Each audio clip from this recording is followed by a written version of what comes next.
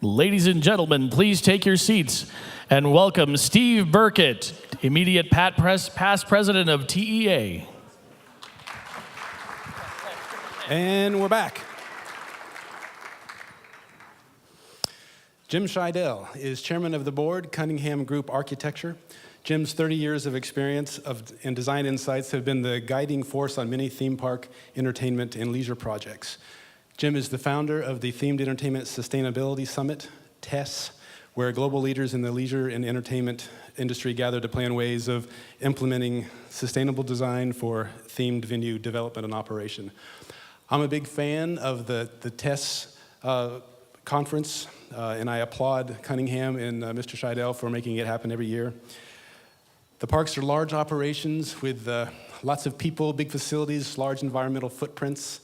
The topic doesn't get a lot of airplay within TEA circles, which is why it's an elephant. I'm very pleased to have Jim come to the stage and tell us the story of green.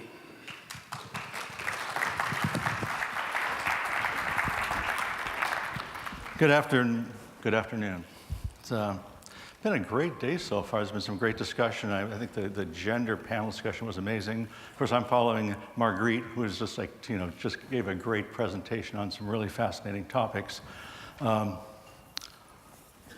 I'm here today, first of all, as Steve said, I'm chairman of the board at Cuningham Group. But more importantly than that, for the past 30 years, I've had the pleasure of working with a lot of you within the entertainment industry, developing really world-class guest experiences across the United States and around the world.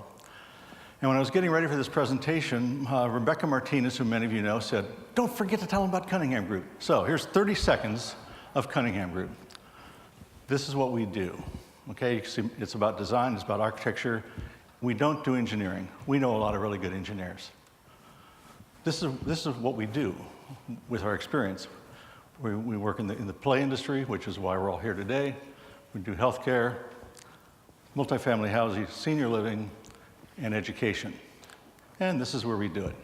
We've got 7 offices in the United States, 3 overseas. So that's our 30 seconds on Cunningham Group, because we're not here to talk about that. We're here to talk about TESS. I'm here to tell that story today. And your first question might be, what is TESS and why should I care about it? Well, TESS stands for the Themed Entertainment Sustainability Summit, which we founded 10 years ago. And the mission of TESS was to promote open dialogue amongst the leaders of the leisure entertainment industry in the sustainable design, construction, and operations of theme parks and other large-scale entertainment venues. And why should you care about it? Because it's your industry, and you're all what makes TESS work. Now, in thinking about TESS, we started thinking about why does Cunningham Group do this? Why is this my passion? And so I started thinking about where it all started. And some of you probably don't remember when it started, but I think it's important to take a look at the past to figure out how we got where we are today from an environmental and sustainability standpoint. And it all started on April 22nd of 1970, which was the first Earth Day. So some of you were there. So, I was there, and that's where my road started. And so what was the genesis of Earth Day? Of all things, it was a senator from Wisconsin named Gaylord Nelson, of all things. I didn't know that until I looked into it. And why did he create that? Because he was appalled at the massive oil spill that same year in Santa Barbara, California, that devastated the fishing industry, devastated the tourism industry, and he wanted to do something about it. But let's set the stage here a little bit. 1970 was a really interesting year. It was the height of counterculture in the United States. There were hippies, there were love-ins, there were peace demonstrations, and yes, I had shoulder-length hair and a beard, and I had 25 or maybe 30 less pounds. What else was going on? Richard Nixon was president. The Vietnam War dragged on for 16 years, and people really wanted to bring it to an end. Not a good year for the music industry. Janis Joplin and Jimi Hendrix died within 3 weeks of each other from opioid overdoses, and the Beatles broke up. Okay, what else was going on? Well, the Senate passed tariffs on imported products from overseas to protect the US workers. Sound familiar? As Mark Twain said, history doesn't repeat itself, but it certainly rhymes. Okay. What else was going on in the nation at that time from an environmental standpoint? Well, Americans were driving big, huge sedans. I had one. V8 engines, low mileage on fully leaded gas, with little mitigation to the exhaust. Industry was dumping millions of gallons of toxic waste into our waterways, into our land, and into our air, with little or no legal consequences, and actually not even bad press. Smog was a fact of life. So as a result of all this, the first Earth Day again was on April 22nd, 1970, and I was there. And it was a great day. We were going to change the world. You know, we were demonstrating for clean air, clean water, a lot of things that were important to us in actually saving the environment, and we knew we were going to impact the world. And actually, we kind of did. By the end of that year, something unprecedented, at least by today's standards, happened. Democrats, Republicans, and independents came together and voted to create the United States Environmental Protection Agency, the Clean Air, Clean Water, and Endangered Species Act. So we did make kind of a difference. Fast forwarding to 2006. Earth Day was an international celebration, celebrated by over 500 million people in 170 countries. George Bush was president. Had to put this in there. Mark Zuckerberg was 22 years old, and he turned down $1 billion for Yahoo because he said he didn't know what he'd do with all that money. Well, a couple weeks ago, he was worth about $500 billion, so he still got that problem and some others. There were immigration protests across the country. Again, history doesn't repeat itself. And here's a really interesting factor. On May 24th, The Inconvenient Truth premiered in New York and Los Angeles. And regardless of where you stand on the environment, on the global warming issue, it just upped the dialogue once again. It kind of regenerated interest in the environment. So, Cuningham Group in 2006. Well, we've always been dedicated to sustainability. I think it's obvious by the fact that we're promoted and created TESS, but we're signatories on the 2030 challenge, which to us means by the year 2030 we need to be designing buildings that are carbon neutral. We're also initial signatories on the China Accord, which is China's version of the 2030 challenge. And we, aside from designing sustainable buildings, we also create very sustainable and healthy office environments. My office is on the bottom left, and it is a really comfortable place to work. So, around 2007, we got to thinking, okay, we're great, we're architects, we design sustainable buildings, we're part of all this movement, but how can we even have a greater impact on the environment? And we thought, what if we could actually serve as a catalyst to help get the entertainment industry together to talk about sustainability? Kind of a simple idea. And as an industry, what's the elephant in the room? Well, we require large parcels of land and develop, typically often, very large parking lot heat sinks. We need large amounts of natural materials in the construction, operations, and maintenance of our parks. And it takes a lot of energy to entertain millions of people on a daily basis. So we also generate a lot of waste, food waste, plastic, paper, a lot of different waste. Okay, on the flip side, which people don't talk about too much, we actually entertain millions and millions, hundreds of millions of people on an annual basis on reasonably small footprints when you think about per square meter per guest in the course of a year. Generate jobs, a lot of different types of jobs. And theme parks, if done right, actually are a catalyst for a great deal of development around them. That was evidenced by Disney, which Disney came in Anaheim with strawberry fields. Orlando, there was nothing. So there's a great opportunity to increase development around theme parks. Tax base. They pay and generate a lot of taxes, which governments love. And if done well, there's a significant return on the investment. Okay, what's the challenge? Well, the challenge is to minimize consumption and maximize opportunities. And we thought, what a better group to get together and talk about minimizing consumption and maximizing opportunities than to get the leaders of the entertainment industry together to talk about it, to share ideas. What if we get these world leaders, thought leaders in entertainment and sustainability together on an annual basis? Just one day a year to talk about sustainability. So I made some phone calls, twisted a few arms, talked people into doing this. And here's the first TESS. It was April 2nd, 2008. It was a pretty humble beginning. It was at the Pally House Hotel in Hollywood in a very small conference room. But you may recognize the people there. Bruce Rao. Disney was there, Universal was there, Paramount was there, and also a couple of out-of-the-box environmental thinkers. One was the gentleman standing up with a bow tie. He's from London, from Arup in London, and he was facilitating the day.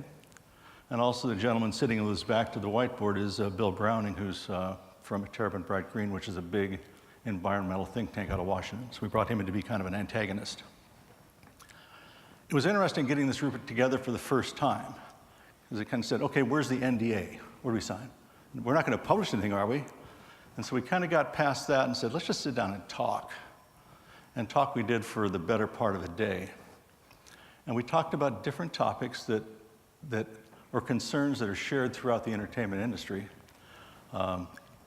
Aging infrastructure, political unrest, global security, next generation, but it was really primarily around sustainability and environmental concerns.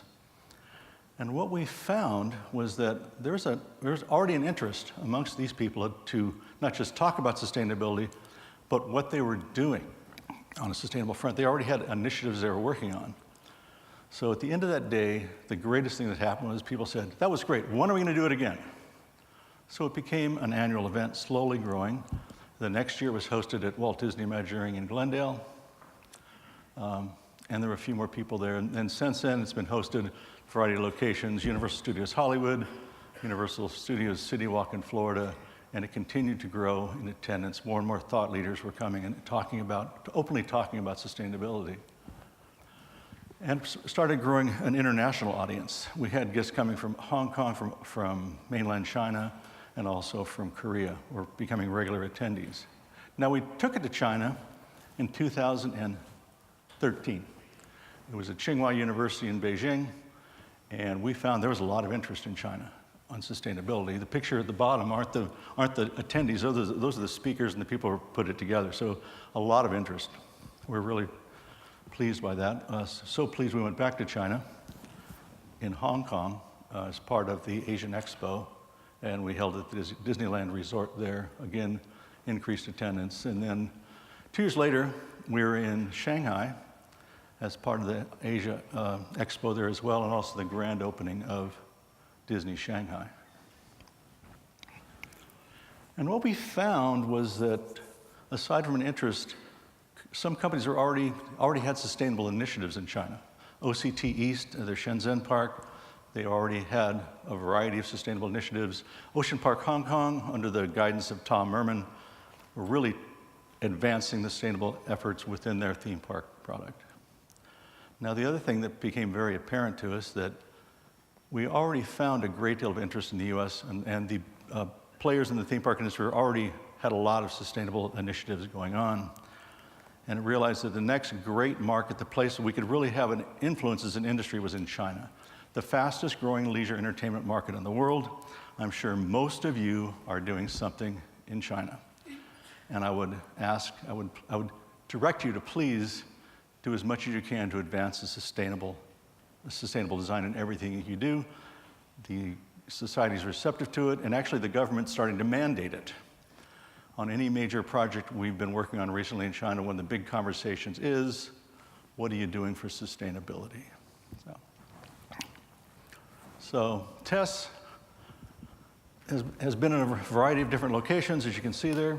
Get a sip of water. Those are the various locations. And TESS has got a pretty consistent program every year. We like to give you something to think about that you may not have thought about before, some big picture out of our box idea. We like to present things that your peers are doing, that your contemporaries are doing, that you might want to act upon right away. We'd like to give you things to consider for the future, and more importantly than anything, it's about sharing. It's about the open sharing of ideas. And one thing that's been really rewarding over the years is that the entertainment industry doesn't see sustainability as a competitive edge. They see it as the right thing to do. It's like this really says something about the industry. And we always want people to leave with how they can save resources, how they can save energy, and how they can save money. And we've had a variety of speakers over the years. I guess we've had probably 60 or 65 different speakers on a variety of topics. Some people well-known in the industry, some people on the fringe of the industry, some people in left field, and they've all been very compelling discussions. And I'm just going to give you a few of the presentations that we've been through so you can kind of see the things that go on at TESS. Dr. Ben Schwegler, he's got quite a title, Senior Vice President, Chief Scientist of Research, Walt Disney Imagineering, Disney Research China, and a consulting engineer for Stanford University. And we've been blessed with his presence at 4 different TESS events. We're lucky that he's been based in China for quite a few of the last years because he's always presented at the TESS events we've had in China. He's a brilliant man. He's the smartest guy in sustainability I've ever met. And you can see he's presented on a variety of topics. At the second TESS, which took place at Disney, he was the disruptor in the morning and talked about rising sea levels, which back then it was kind of new news. Now we all kind of know that there's a potential alleged potential because of global warming that sea levels are rising. And he gave a very compelling talk that morning about the impact on population centers, as well as on ports of call and how it'd be a real disruptor to trade around the world if our major ports start going underwater.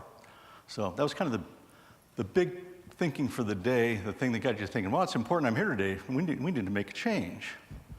So he's also talked quite a bit about Disney Shanghai, because he was based there for so long, with his real focus on sustainability at Shanghai, the Shanghai Park, and of course they did all the normal water conservation, energy conservation, all the typical stuff you do to save energy at a major park because the city or the government wanted it to be the most sustainable park in the world. But they also did something else, which, because Ben's so smart, I'll have to refer to my notes. As part of the Disney Shanghai experience, they created the Disney Research China, which I'll just call DRC. It's part of an international network of Disney research labs launched in 2008, which I wasn't aware of, to honor Disney's legacy of innovation by researching novel technologies and deploying them on a global scale. Now, the mission of Disney Research China, or DRC, stated is the development of scientific and engineering knowledge on the natural synergies in urban infrastructure to create better urban design. I kind of get that. And they're using Shanghai Disney Resort as a test case, which I think is pretty innovative, for the innovations that are being developed by the DRC, including integrated district infrastructure anchored by combining heating, cooling, and power system. So what does that all mean? Well, the infrastructure that channels energy, water, and material flows into a common platform and can promote the sharing and circular use of resources. And here's some examples that help me to understand this. Waste heat from combined cooling, heating, and power systems are used to preheat domestic water. Bio-waste can produce biofuels for heating or transport. Gray water reuse can reduce fresh water consumption and its attendant embodied energy, and renewable energy and battery storage can be tapped during a power outage. Okay, that's great. That was all done to the park, but what are the other implications? The Disney Research China Lab is actually working in concert with Tongji University, Stanford University, and a bunch of other brainiacs in sustainability to implement sustainable planning and design into the new cities in China, actually working with the government, that's a pretty cool thing. And why is that important? And why are you looking at a picture of Chicago? The reason being is that China has to develop one city the size of Chicago every year for the next 20 years just to accommodate the urbanization. So I think it is a testimony to our industry that one of the leaders in our industry is helping plan cities of the future in China. I just think that's really cool. Another presenter who's been with us a couple times is Beth Colton, Senior Vice President, Corporate and Social Responsibility at NBC Universal. And she has been a keynote speaker as well to kind of shake things up for the day. And her message is really about why green is just good business. And to kind of put it, to kind of simplify her presentation, sustainability isn't an option anymore. It's really mainstream. You're expected to be a sustainable company if you're a player, and you need to address in a very authentic way sustainability in everything you do. Your clients demand it, or your customers demand it, consumers demand it. In many cases, your contemporaries demand it, local governments demand it.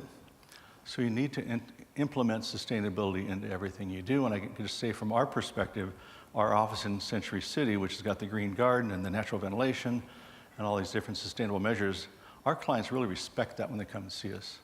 So, and obviously Universal is a huge company, and there's really a major push to make it part of their culture, or it already is part of their culture, part of every employee's kind of mission statement, and ultimately, it has great benefits. There is an added cost for going green. There's a risk in going green. However, the payoff is really your improvement and recognition of your brand, and also eventually a payback to your bottom line. Okay, I don't know how many of you know Walter Kerr from Ocean Park, Hong Kong. He's Executive Director, Project Development Division. Walter, again, has been a regular presenter at TESS, and I love Walter because I never know what he's going to present till the last minute, and maybe when he gets up on the stage. Yeah, he's talked about, you can see sustainable features, but he kind of gets into, are we living through rehearsal, colors of the rainbow, and goodbye OPEC. So it's always a kind of an added relief to the middle of the day of more serious conversations. He's talked about sustainable features at Ocean Park, Hong Kong. They, almost 10 years ago, implemented a new tram system using biodiesel, which, according to them, reduced the emissions from those vehicles 100 times over versus normal diesel, which is amazing. They're part of the Clean Air Act and group in Hong Kong. He also presented something more recent, which was, with the leftover food the theme parks have, what do you do with it? Well, they give the leftover food to food banks, but the food waste, they actually make it into fish pellets, which to me I thought was brilliant. Maybe John Lynn knows all about this, but I thought it was really brilliant that they take the waste and they convert it into fish food, because they're an aquatic park as well. So, and then here's another one of his presentations, sustainable happiness at the end of the rainbow, and I'll just leave it at that. So. Bruce Rao, many of you may know, he's the emerging technology at Walt Disney Imagineering Research and Development, and his presentations have been more around fuel consumption in parks, resorts, and how their goal is to get to net zero greenhouse gas emissions. And he also gave a very, it was a presentation that really everybody really enjoyed, which is a little bit out of our market. It was about the Disney cruise ship line and the great strides they've made to improve sustainability in that business. And cruise ships are known for being pretty environmentally unfriendly, huge fuel consumption. And they've done things such as something maybe simple, maybe complicated, but sounds simple, modifying bow design and the finish on the bow, which greatly reduces drag, which saves fuel technology, liquefied gas consumption. But the other thing they do, which I think is really important, again, back to my notes here, when they're traveling, they've actually eliminated more than 6,400 tons of metal, glass, and plastic and paper from traditional waste streams on their cruise ships, and they've removed 31,000 pounds of trash from the beaches that they call ports of call. So I think aside from just having a highly sustainable craft, they actually go that extra yard. I think it's really admirable. And they've never said that they're the most sustainable cruise ship line in the world, but they've got to be pretty close, if not the most. And also, back to their fleet of vehicles, guest transportation. They did studies and realized that was a pretty major source of pollution in their parks, was just driving guests around with the diesel engines. So they again went to biofuels and have greatly reduced that consumption.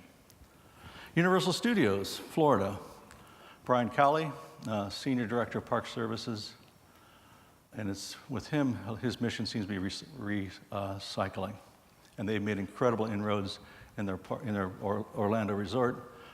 They've got a variety of green initiatives, solid waste management, and also making all of their cast members, their team members, an integral part of the process. And what has this meant? Well, on a recycling standpoint, at the resort in Florida alone, they've got 2,500 recycling areas. They've got 3 recycling processing centers, and they save on an annual basis 6,000 tons of food waste, paper, plastic, glass, and aluminum that don't go to the landfill. They go back into the material stream. I think it's just incredible accomplishment. Briefly, Sukhpreet Singh, he's actually part of Cuningham Group, and he's part of our energy analytics group, or he heads it up. He is the group. He's an associate. And he gave a presentation last year, which was, I think it's interesting where this technology is going. We were talking about virtual reality a little earlier. He's created a program where you can take virtual reality, the goggles we're all familiar with, and you can put them on, and then you can walk through a space, and you can help a client understand how sustainability affects their environment. And I didn't bring the VR model because it's like would probably crash the system. But you can take a client through the space and let them show how airflow works, where there could be warm spots, where there could be cool spots depending on the time of day, where there can be glare, how the lighting is affected, how the experience is affected. You can actually take it into acoustics as well, but also in terms of how clean the air is. I think it's fascinating technology. We can actually visualize the impact of your sustainable measures on a building and really help clients understand it. It's emerging technology. If you want to know more about it, talk to our Denver office. But last but not least, this is my single biggest hero in sustainability. Mitch Hedlund, I don't know how many people have heard of her, but she's the founder and executive director of Recycle Across America. And to me, she's a sustainability champion. And this is not a big organization. She started it all by herself. She had a passion for sustainability and also about recycling. That's her whole thing. I'll go back to my notes here. Just to put it in perspective, Americans throw away 2.5 million plastic bottles every hour. Every 3 months, Americans throw away enough aluminum to rebuild our entire commercial air fleet. Americans throw away enough office paper each year to build a 12-foot high wall from Seattle to New York. We got a wall. That could work. More than 28 billion glass bottles and jars end up in landfills every year. And currently, less than 35% of households and 10% of industry recycles. I know that seems incredible, but I think that's because we're in California. We're kind of in this bubble of sustainability. But that's profoundly disturbing to me. So she was one woman, thought, what can I do to change this dynamic? So she just started a grassroots movement. It was really just kind of her trying to understand how you could help individuals recycle. And if you think about it, the greatest impact that individuals can have, or businesses can have, or industries can have, is in recycling. The greatest impact. And I'll get a little bit more to that. So she was looking at it at a personal level. Why are we not recycling better? Because this is what people look at when they're trying to recycle stuff. It's very confusing. A lot of signage, a lot of graphics, a lot of different types of facilities. And she thought, wow, this is like really confusing. And like she had an epiphany when she was at the Minneapolis airport, and she had her coffee cup trying to figure out where to put that. And a man came up with a dirty diaper and looked in, put it in the plastic bin. He said, oh, it's all going to landfill anyway. So, and what happens when you do that? What happens is it pollutes the entire bin of recyclables. And it got to the point where 2 years ago, before all this tariff stuff started, that China put an embargo on our plastics, our plastic recyclable materials. They're our single biggest customer because they were so polluted. So Mitch had this incredibly simple idea, but it was brilliant, was why don't we make it society-wide standardized labels? I mean, it seems like a pretty easy concept, but she started out on this road, and to date there's been probably close to 2 million of these labels distributed around the country. More and more local governments, businesses, schools, airports are embracing standardized labels. So, and here's an interesting statistic. If we could just, as a nation, do recycling of 75% of all of our goods, and recycling is really easy. You just recycle it. It doesn't require brain surgery. It would be the equivalent of taking 50 million cars off the highway. That's the environmental impact it would have, which to me is just amazing. We don't get a little better at it, but I can see I'm a little passionate about recycling. So this is who was using their labels. I got this from Mitch 2 years ago, which is, Walt Disney Company, NBC Universal, schools, LaGuardia Airport. And since then, I went on their website yesterday. And you should go on the Recycle Across America website. They've got, these labels have been embraced by over 120 big companies, other airports, Orlando Airport, other cities. So I think it's really important that you take a peek at it. Plus, she's got Hollywood behind her now. She's got big name stars that are also helping to endorse it. So it's an incredible thing. So anyway, that brings us back to TESS. First of all, Mitch had an incredibly simple idea, making a profound impact on the environment. And she was very, very well received at TESS, and she's been asked to, obviously she ended up working with Disney Universal, so it helped actually promote and advance her cause. TESS is an incredibly simple idea, okay? It isn't brilliant. It's just like, let's just get the leaders of the entertainment industry together to talk about sustainability. And it started in this one room with a few people, and it's grown over the years. You give them a good venue, you give them a reason to talk, you give them breakfast and lunch, and it's a lot of people, and you can get this leaders of environmental concerns within different industries to come and talk at TESS. And that to me has been the most rewarding thing, is that we've grown that much, and it's just about talking, sharing stories, and moving the industry forward in a sustainable manner. And people say, well, what are the metrics? How do you measure success in this? It's really hard. You don't know exactly what people are doing with the ideas, except I can tell you one thing. To me, the measurement of success is this. These are just a few of the people that attend TESS, or have attended TESS, have presented at TESS, have shared ideas at TESS, in some cases, on a very regular basis. And to me, going from 3 people, 3 companies in a room, to this, that's my measurement of success. That we've got people talking on a regular basis, and people are excited about it. People want to come and talk every year, and it's almost a little competition sometimes between the leaders in terms of what they're doing sustainably and what an impact that has. So to me, it's a simple idea. I think it's had an impact because people come and talk at it. So that's it.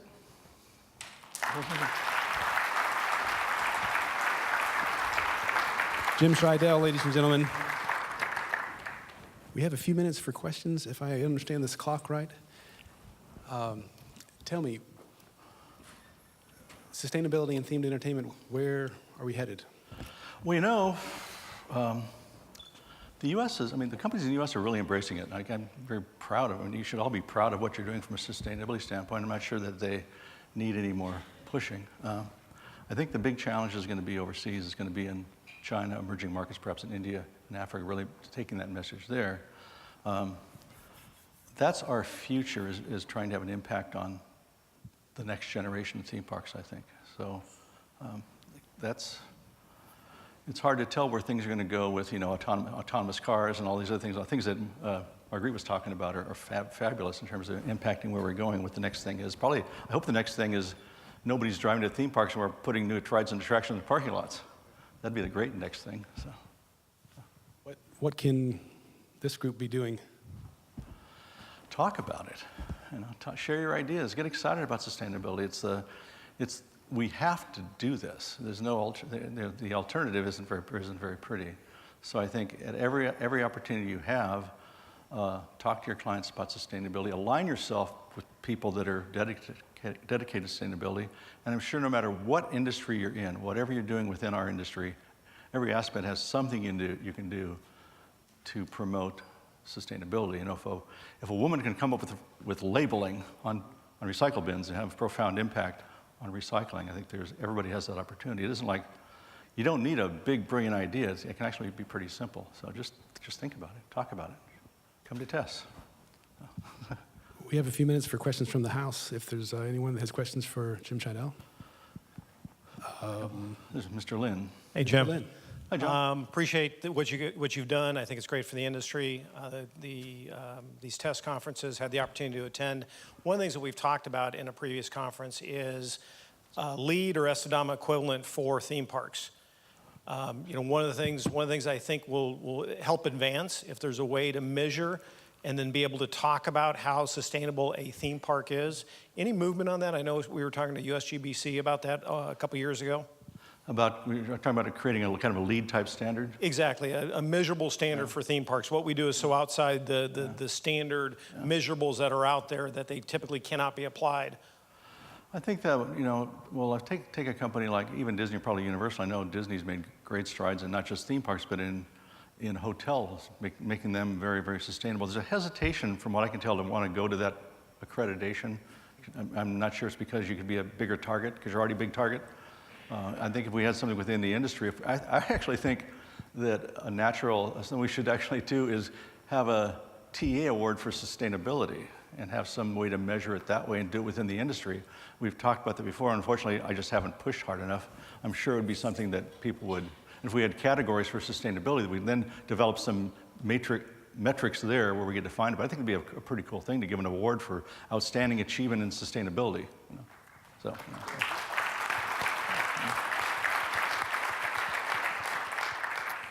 Hi, Jim. Just curious, have you reached out to the Where are you? European market? Sorry, what? Have you reached out to the European TEA market? We haven't. You can only stretch this so thin because there's not a lot. It's kind of me and Rebecca and a couple of other people putting things together every year, and it's a challenge to get it done in 1 year. But I think that would, and I think there's tremendous larger opportunities in China to have a real impact. But it's something we should certainly entertain if we had a little more time and money and people. One thing you might not realize is that nobody gets paid to speak at TESS, nobody pays to come to TESS. So it's really just kind of something that we do because we feel it's our social responsibility. So it would probably start taking it in other countries. We talked about taking it to the Middle East, but MESS just didn't sound right. So the Middle East Sustainability. So anyways, if we actually end up doing that, it would probably look a little bit different. So we'd have to find a way to fund it. Maybe one last question. Okay. Oh, there's Kyle. a ringer. Is there anything that we're not paying attention to that maybe you think we should? Is there anything that maybe we're overlooking? Yeah, the only thing that comes to mind is like disposable batteries was a thing that showed up on people's radar a little bit late. And is there anything that in our industry that maybe we should get our eye on now? Because you're experienced in it. If you were giving advice, would you say, hey, look over your shoulder and check out this because it could become a problem down the line? The idea being so we can, nip it in the bud, get in front of it. Well, I've got to feel that there's got to be there's a major impact out there in technology. I have no idea what it is, but I think parks are going to get smarter and smarter and smarter in terms of energy conservation and not just in energy conservation, but monitoring gas flows, and maybe that has some impact on energy consumption or waste. But it's hard to predict where technology is going to take anything right now, but I've got to think there's something out there that'll change the dynamic of, if we can just adjust the flow of guests into a theme park, it could have less of an impact. We'd have to build less and accommodate less and be much more efficient running the parks. There would probably be some environmental benefit to that. But I'm not sure you're missing anything except whatever's going to hit us in the future. But that's every industry. That's our business. That's everybody's business. Trying to predict where technology is going to affect us is a tough thing to figure. So. Okay, Jim Scheidel. That's my story. Thank you.